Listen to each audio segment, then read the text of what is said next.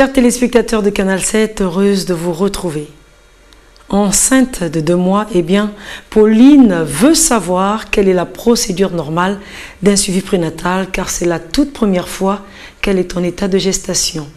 Eh bien, dans l'immédiat, elle se rend dans une structure hospitalière pour consulter bien évidemment un médecin gynécologue.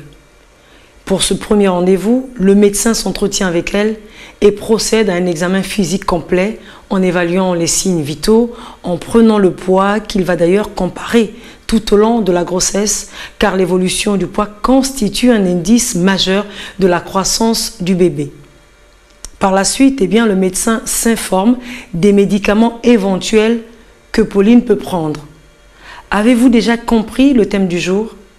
Eh bien, nous parlerons aujourd'hui des conséquences liées au non-suivi prénatal. Lorsque la femme est en état de gestation, elle doit être bien suivie par un médecin gynécologue pour son bien-être, mais aussi pour celui du bébé qu'elle porte. Lorsqu'il n'y a pas de suivi, eh bien, plusieurs accidents peuvent se produire. Le suivi médical pendant donc la grossesse est primordial et obligatoire. Une femme enceinte doit être 2 fois plus vigilante et faire attention à ne pas contracter certaines infections qui peuvent faire courir un risque aussi bien pour le futur bébé que pour elle-même la mère. Car être enceinte est un véritable bouleversement de notre organisme qui va avoir donc des répercussions sur tous les organes. Ces visites prénatales sont essentielles et permettent de surveiller votre santé et de s'assurer également du développement de votre bébé que vous portez. Et c'est ce que nous confirme donc le docteur Noël Igoué. Aujourd'hui, la consultation prénatale permet de voir arriver quelque chose. Et quand on le voit arriver, on prend alors les précautions, les attitudes nécessaires pour ne pas enregistrer la catastrophe. Une visite, on s'est battu pour ça. Dans le temps, c'était 3 visites par grossesse pour 9 mois de grossesse.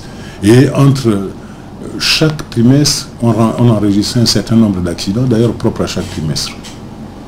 Et parmi les accidents les plus dangereux, ce sont les conséquences de l'hypertension, notamment chez les femmes qui vont porter une grossesse à terme pour la première fois. Même si elles ont porté d'autres grossesses, mais la porter jusqu'à terme peut modifier, peut entraîner un certain nombre de maladies, dont l'hypertension. Quand on les suit régulièrement, par le poids, par la tension que l'on prend régulièrement, on peut voir venir, il y a des tests pour voir si oui ou non on ne se trompe pas, si ce n'est pas la machine, l'appareil qui se trompe. Et à partir de ce moment-là, on peut déjà proposer un certain nombre de traitements. Donc le suivi mensuel est la garantie d'éviter au maximum les accidents pour la maman et pour l'enfant. Vous comprenez tout à fait que le suivi prénatal doit être fréquent. La première visite s'effectue entre la 8e et 12e semaine de grossesse. Le médecin va donc exiger à la future maman un test d'urine pour rechercher notamment le sucre, les protéines, mais également les bactéries. Le docteur pourra aussi calculer la date prévue de l'accouchement, pourquoi pas, en s'appuyant sur la date du premier jour des dernières règles. Lors de la 2e visite, qui intervient quant à elle entre la 16e et la 18e semaine, le médecin évalue l'évolution de la grossesse avec notamment la prise de poids, des tests vitaux, ainsi, une fois de plus, le test d'urine. Et lors de la 20e semaine, une échographie sera effectuée. Vers la 26e et la 28e semaine de grossesse, vous ferez un test d'hyperglycémie pour dépister le diabète. Par la suite, eh bien, les visites vont donc s'effectuer toutes les 4 semaines. Après la 34e semaine de grossesse, les rendez-vous seront rapprochés jusqu'à la 36e semaine. Puis, une visite chaque semaine et cela jusqu'à l'accouchement. Toutes ces visites chez le médecin sont prévues pour surveiller la croissance et la santé également de votre bébé. Un avortement hémorragique, très hémorragique, peut tuer.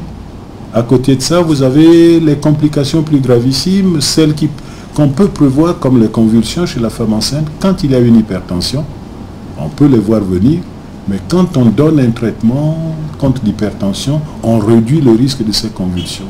Vous avez à côté de de ces problèmes, bon, les accidents brutaux qui ne préviennent pas, hein, comme le décollement d'un placenta, alors que la grossesse, l'accouchement n'a pas encore eu lieu. On appelle ça un hématome rétroplacentaire pour parler simple. Il tue la mère comme l'enfant, surtout quand on traîne avec ça et quand on n'a pas le sang. Un gros problème en gynéco-obstétrique, c'est le sang. Eh bien, retenez que les suivis de grossesse concernent toutes les futures mamans. Hélas, certaines ne le respectent pas et des situations vulnérables peuvent donc survenir. Et c'est ce que nous redit ici le docteur Noël Igoe. A priori, c'est des terrains hyper tendus. A priori, il y a l'âge de la femme qui peut jouer. Hein? Mais on ne prévoit pas tout. Même si ce que nous faisons essaie d'éviter au grand maximum ces complications, surtout mortelles, hein, il y en a qui nous surprennent. Coucher, c'est Sonia Golo en miennet, hein, c'est-à-dire reprendre contact, reposer ses pieds sur le sol, parce qu'une femme enceinte est considérée comme entre le ciel et la terre. Hein, c'est un état particulièrement délicat. Voilà, il est question pour vous, chères mesdames, notamment les dames, les futures mères, de préserver votre santé et de vous faire suivre lorsque vous êtes enceinte. Sachez que près de 30% de décès sont enregistrés, malheureusement, dans le cadre des crises convulsives successives. Les soins prénataux appropriés peuvent donc réduire un grand nombre de risques liés notamment à la grossesse et à l'accouchement. Une bonne hygiène de vie est essentielle pour votre santé et le développement harmonieux du futur bébé. Vous avez entendu le docteur Igoe vous le préciser tout au long donc de cette émission. Toujours pour votre gouverne, dès la moindre douleur, future maman, allez voir un médecin. Évitez surtout et encore surtout l'automédication. Il y va de votre santé mais également du futur bébé. Au revoir et à demain.